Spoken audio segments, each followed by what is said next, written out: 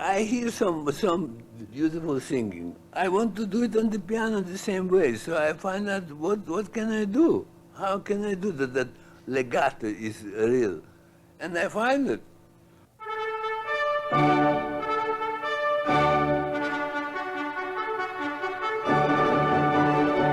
South Carolina Educational Radio presents Backstage with Richard Moore, sound portraits among those preeminent in the musical arts. Now our host, Mr. Moore. Thank you. It is our great pleasure today to be in the air-conditioned studio of Vladimir Horowitz in Kent, Connecticut on a warm summer evening, and with us is Mr. Horowitz's close friend and recording producer, John Pfeiffer. And we are going to have an informal discussion about Russian opera, opera in general, and the art of Belcanto, the art of legato, piano playing. We are going to just cover as much territory as we can in this time allowed. The only two Tchaikovsky operas you ever hear are the Eugene Onegin and Mazeppa is very good. But you never hear it. Mazeppa is the more modern, but less, maybe the subject is not so interesting. Although it's Pushkin too. Yes. Yes. And of course, when you come to the Rimsky-Korsakov operas, this, the Western Hemisphere knows Coq d'Or, but they don't know Sadko or... But Sadko, I suppose, but when you play, this is like Debussy, you know? Yes. I know only the symphonic suite from Sadko.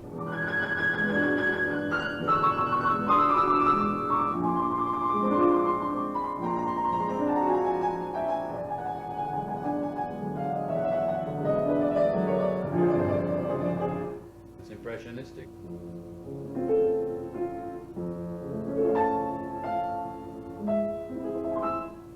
Who wrote the Snow Maiden? I was trying to think of it. Is that Rimsky too? Yes. Snow Maiden, the Tsar Bride, the May Night. May Night. Beautiful opera. Yes. Kitty's Mlada. I made a suite of Kotor.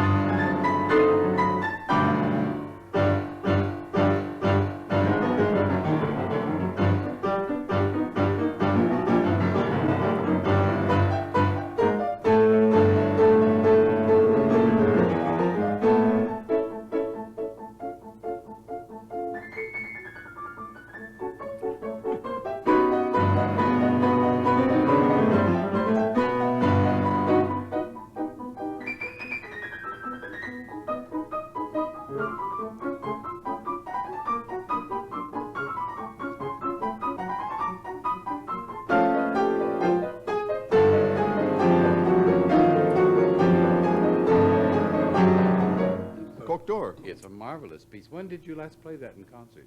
Never. Never. I always thought that later I finally had to do it. It's more elaborate. Sure. You just made it the suite for your own enjoyment then? Yeah, it's just like that now. After he told it, I started to remember. Rachmaninov, did he write only the one opera, Aleko? Yeah. And that's never been done, or has it in this country? No, it's very early work. It's a very early work. That's where Tchaikovsky was interested in him. Mhm.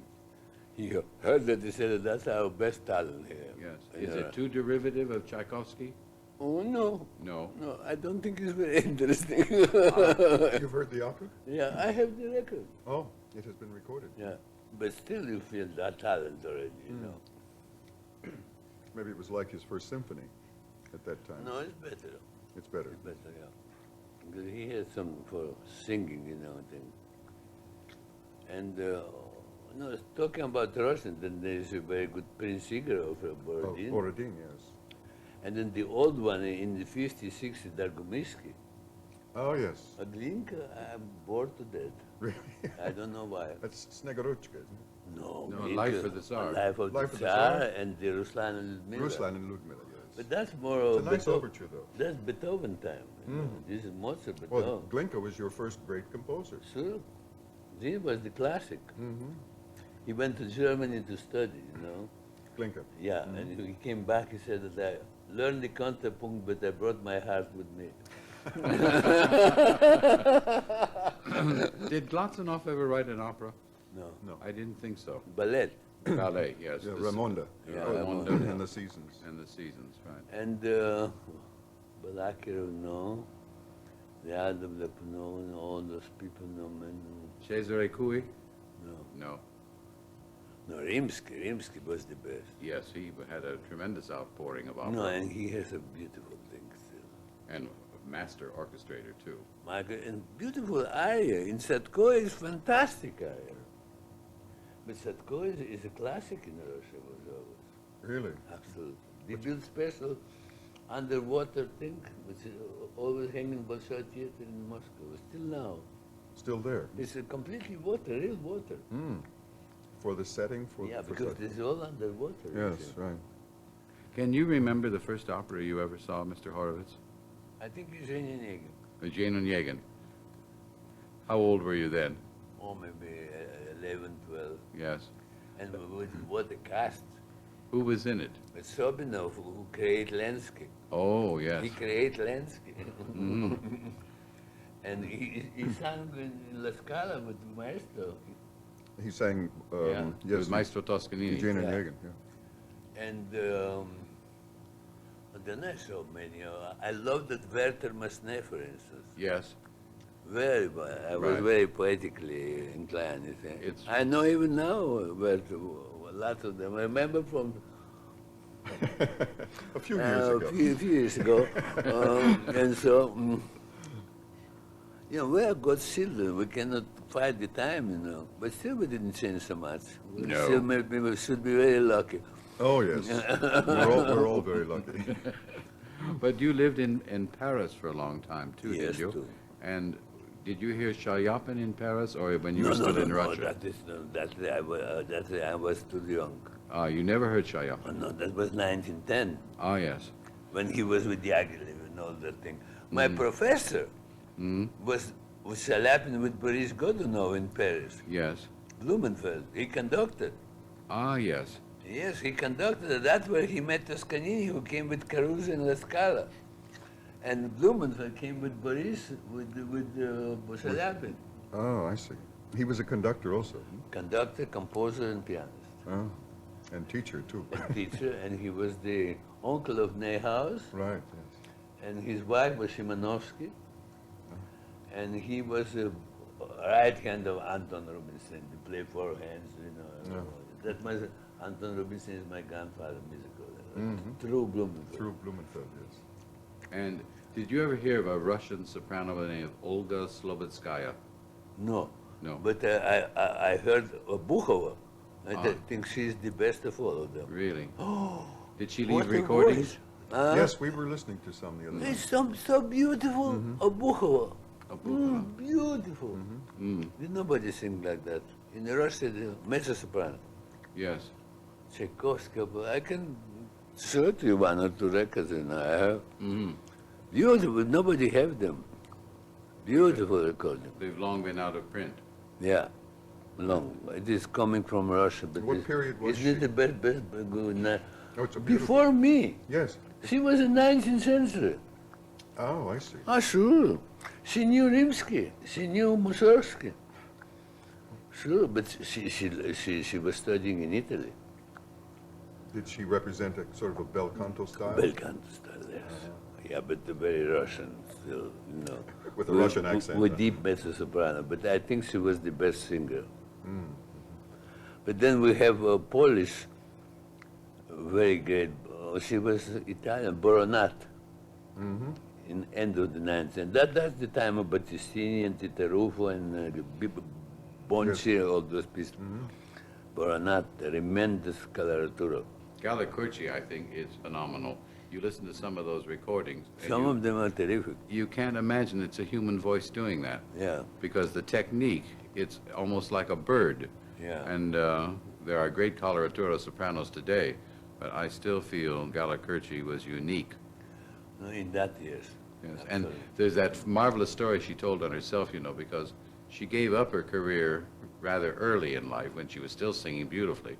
And when somebody asked her why, she said, "It suddenly occurred to me that the operas I sing all have mad scenes in them, and for everything on stage to stop and me to step to the footlights and go crazy, it just didn't make sense any longer." And of course, Luisa Tetrazzini was marvelous, and that was the era when nobody cared if sopranos were short and rather plump. But you see, in the least time, it means second half of 19th century, there was Rubini, Masini, and Tamagna. Yes. Before Caruso. But Rubini was one of the greatest. And he went with the Liszt to Russia. And he sang to Alexander II. And that was the terrific scandal. Because during the performance of Moonlight Sonata, which Liszt played in court, the Tsar started to talk, you know. So Liszt looked at like that and put his head down. The Tsar said, "What is that?" He said, "When the great Tsar of Russia speaks, we all listen, must obey and listen." And the other way, he was sent out from the Russia. He never could come back till the Alessandro II was killed. Oh, I see. He was sent back right away home. Yes, and he couldn't tell that to the Tsar. That was an insult? Sure. But it was phrased very politely. But yes. Yeah, but there's nothing doing there. No, nothing doing. Nothing doing. The this. Tsar There was didn't take it in the always right kept sense. But Rubini received, he was singing Puritani of Bellini, first time. And the family get his golden watch from the Tsar, and I have the watch. Yes, it's in the safe. How did you get it? Because the family of Rubini sold it to Maestro Toscanini, and Toscanini gave me as a gift. Oh. And I put it in the safe. Uh-huh. And that is a historic thing. Oh, of course. Of That's course. a And museum there's piece. 24 carats gold. 24. 20. Well, that's pure gold. Oh, sure. We don't know Pure what it is. It's like that thing. Watch. Can you imagine the Tsar give the... Oh. That was before the time of Fabergé, of course. Oh, But yeah. Oh, I'm sure my- it was still marvelous workmanship. No, it's before. Yes. And, the workmanship is not so good. It's a little bit grob, you know. It's a Yes. little bit big. But and, it works little heavy.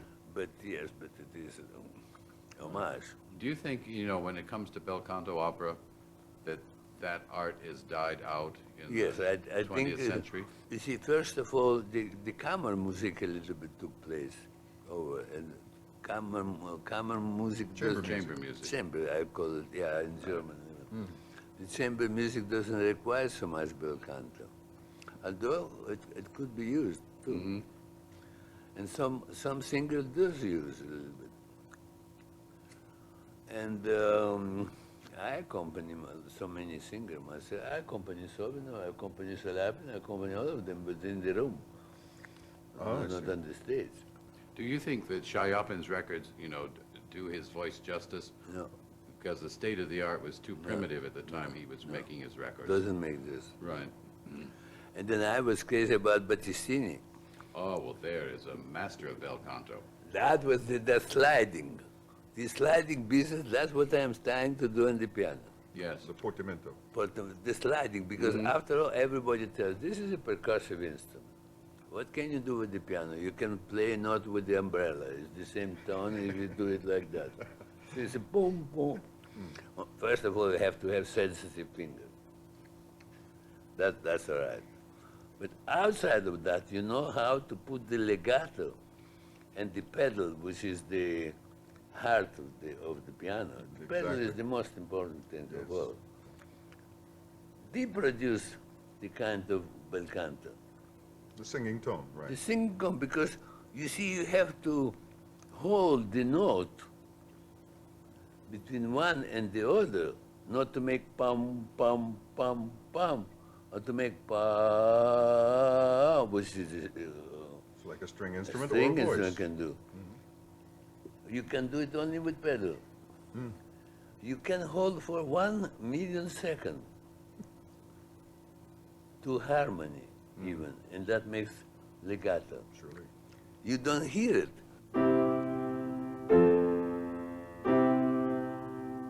You can do it. You take a pedal, for instance. Everybody plays. Because you learn that in conservatory you have to change the pedal and another. Now try to hold both things for 1 million of seconds. Look at what happens. Legato, Yes. I played it for 1 second, it's together. You see? For 1 million of seconds, this has to be together.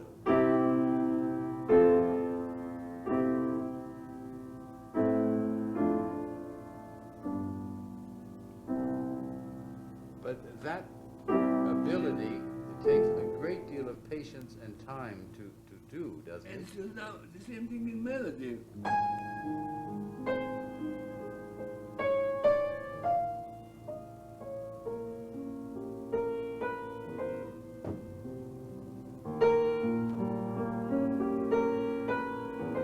You see what I'm doing, but you don't hear it. Instead of moving. That's what you hear everywhere. That's just too punched out. That's what they learn in conservatory. Yes. Yeah.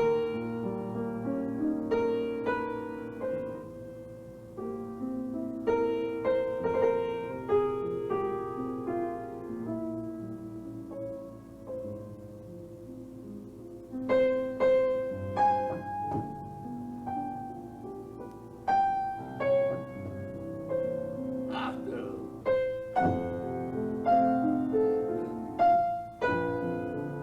never will sing.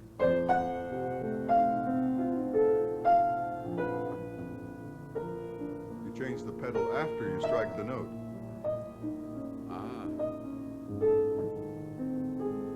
And in the hall you don't know what is happening, you just hear the sound beautiful. And the hall, to a certain extent, depending upon the hall, Sure. Acoustic. amplifies That's why and carries. acoustic. Yes. Acoustic is the most important. So that's a little bit primitive example, but I don't know. But you first, or not first, but I mean, one of the influences that got you onto that were the recordings opera. of Battistini? But you see an opera and slide in between notes. Yes. Yeah. Oh, wow. The violinists do it sometimes. Yes. Cello is doing it. Surely. But piano never.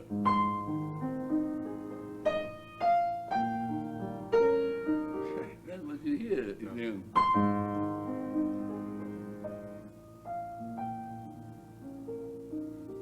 You can do it. You see, course. that's already Belcanto piano. But that really takes a lifetime of mastery because, as you say, it is working against the nature of the instrument May I and tell making you it do something that it isn't adapted to do, basically. May I tell you something? Yes. You try to do in the instrument what you want, Yes.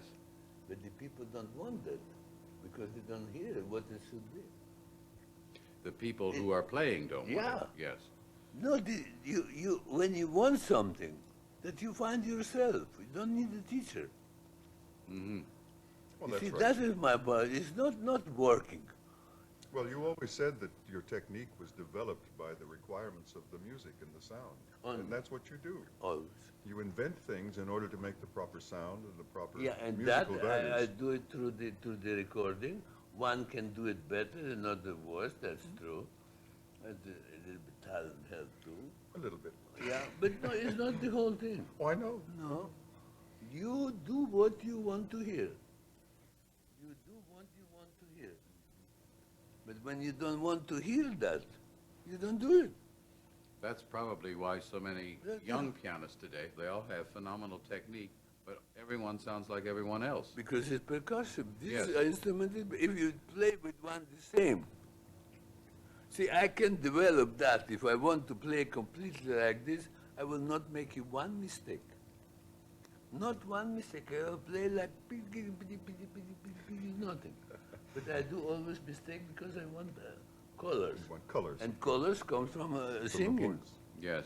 Singer gives colors. The So human piano voice. should give colors too. So you have developed first the finger that gives you forte and piano. This instrument is called fortepiano. That means you have to play loud and so. As the singer too, some singer play only forte, like Tito Ruffo. He has only forte. He never had a piano. But Ticini had both. Yes. See, we have in the old record, he was 68, 67 in some of the records. Battistini was when he Yes, made those when he made recordings? those Yes, recordings. I didn't realize that. 60. The best recording of his when he was 45, but there's completely primitive recordings. True, But, In the acoustics. but what we're hearing, he's already over 55. Well, I remember years ago, I think in one of the last seasons he ever sang, Giuseppe De Luca, who was Oh, yes, I know. marvelous baritone. And there was a great bel canto artist. Oh, sure. Because he was somewhere in his 60s then when he was singing one of his last Rigolettos, and the voice had become smaller, but it was still the most artistic Rigoletto I ever remember hearing in my life, because that was a father mourning over the loss of his daughter's innocence, and it was heartrending. It was in the Philadelphia Academy of Music. It wasn't the Metropolitan Opera. I think it was one of the Philadelphia organizations that put on that performance. But it you was- know what our generation tells now, that those people did exaggerate. Now, all right, sometime maybe they did exaggerate here and there. As Rubini said, it's very interesting. He always sang only Donizetti and mostly Bellini and things like that. They asked him why he doesn't sing Mozart, things like that. He said, you see, the difficulty with Mozart is only one. Mozart gives me one note and I have to deliver one note. Bellini gives me one note, I give back 20. That was an era when you could embellish That's right. and And adorn they and all decorate. embellish. Yes, All of them. right. And Cadenza, cadenza. so many of those embellishments have totally disappeared. Some were written down, but not many. Because that's an art today. Many so-called bel canto singers today, when they do Bellini or Donizetti operas, they have to have somebody write the ornaments for them, because instinctively they don't have it in them. You give them the ornamentation for the reprise of the cabaletta and they can sing it, but they can't do it automatically without somebody giving it to them, which I think is a pity. It's a pity. But I must tell you that all the composers, all of them, Mozart, Beethoven, Chopin, Liszt, Schumann, everyone in every letter, I read all the letters which is only talking about singing on the piano. Everyone, and Beethoven started from that. The most important singing on the piano. Cantabile, what is cantabile? Because he wanted the piano with Clementi created. Surely. So, It's singing tone. against clavicembalo and harpsichord. Well, even Landowska used to say that she wanted to sing on the harpsichord. Oh, but that was because the tone was too short. Yes, there were no pedals to sustain the No, tone. but it's short because it dim. Yes, well, it disappear, but plucked his the string. doesn't disappear. No. It's down, and with the good acoustic, it's down. Because you can fluctuate with that. That's right. You're talking about developing the technique in order to imitate the singing voice. Reminds me of a few years ago, Jascha Heifetz wanted to play the solo part of the Bachianas Brasileiros No. 5. Yeah. And he asked me to send him Bidu Sayau's recording, Yeah. because he heard that that was the best recording of it. So I found it and sent it to him. And he thanked me and he said, I've decided to play it with one finger. He will play the melody with one finger as if it is the human voice. You know. He understood that. He understood it, yes. Yeah, he understood that. because we are closer to 19th century. So we are closer to the truth in a way. Well, Because your the- culture is closer to it, Yeah, closer to the modern, beginnings. the modern pianists and the modern that they and the singers too, by the way. They And are the singers like, too, by the way. and the singer that you know what spoiled the singer voice? You will laugh now. The planes, Yes, I was going to say airplanes. airplanes, because they sing the opera in the morning and then in the evening in San Francisco. Because Battistini never came to this country just because he feared ocean travel. He couldn't travel. Yeah, Yes, he long was before afraid. the airplane was invented. He was coming to the stage with a thermometer. If it is not 68 degrees, it's 72, he goes home. It has to be the special temperature. He couldn't sing. Well, they felt more confident with that temperature on their vocal Because what cords. they do it with the voice, with that toasty song which he's singing, the most celebrated. The quality of the, first of all, you have to have a quality of the voice. So you have to have a quality of the touch. So like you have to have a good voice too. With the bad voice, you cannot make anything. No matter how. As with a bad instrument, you can't make the right That's effect. right, and you have to have good instrument. Right. So that means that is sound here. It's interesting, though, when you mention the airplane being the enemy of singers, because I think it's the enemy of almost every artist, whether it's a singer or an instrumentalist, because the 20th century is almost against artistic accomplishment, because when you can travel all over the world at 24 hours notice, and while fees are higher than they've ever been before, so are taxes, and it's a same. vicious circle. The more you work, the more you perform, the less you take home finally. That's right. And the more exhausted you become, and the shorter your career is. That's right. Yes, so Exactly. it's better to go slow but sure. That's what Mr. Horowitz is doing. Last 15 years ago. I play only Sundays. Yes. I wait 3 days, 4 days, 5 days. I have my time. And I study the acoustic, I make a rehearsal, I know what I can do, what I can do. It's like the Albert Hall in London used to have such a bad echo, but I think they've corrected it to a certain extent. Yes. They make it a half, first of all. Right. They always used to say if you had the right seat in the Albert Hall, you heard the performance twice. First from the stage and then coming back from the rear of the hall. I hear what I play, you see. I play accordingly what I hear myself. What comes back to him. From That's the why rear of the everybody stage. He tells- judges by what he hears coming back from the... They always tell me I play each time differently because I listen what's coming back to my ear. According to that, I'm modified on the moment to make it Belcanto. Sure, if I play black key 80s, it's about the same everywhere, more or less. Oh, yes. It's more forte, it's more piano. But when you play a melody or something with colors, then you're lost sometimes. Thank you both, gentlemen, very much for being with us today, and we hope we'll have a return visit with you in the future. Thank you again.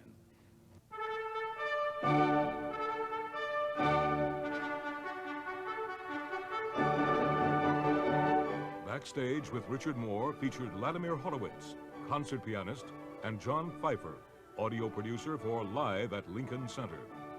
Richard Moore is host and artistic director. Mr. Moore, for 30 years music director at RCA Victor Records, can also be heard on the Metropolitan Opera Quiz program. Executive producer is William D. Hay, and producer-director Lynn Smiles. Backstage with Richard Moore is brought to you weekly by South Carolina Educational Radio.